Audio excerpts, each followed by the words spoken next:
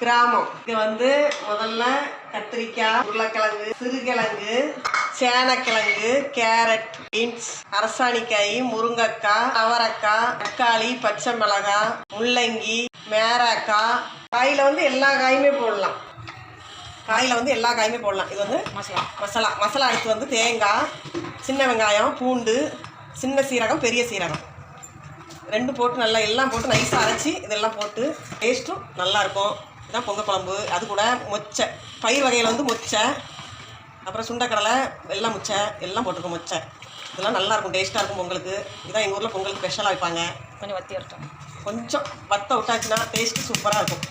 ஒரு வாரத்துக்கு வச்சாலும் கெட்டே போகாது. கமகமான மணக்குது. பக்கத்து வீட்டுக்காரங்களாம் என்ன உங்கள் வீட்டில் மணக்குதுன்னு கேட்குறாங்க. அந்த அளவுக்கு நல்லா மணக்குது. டேஸ்ட்டு நல்ல டேஸ்ட்டு. இனி நம்ம தாளிச்சு விட்டா போதும். ஒரு வாரத்துக்கு வச்சு சாப்பிடலாம். ஜம்முன்னு இருக்கும். ரைட்டா?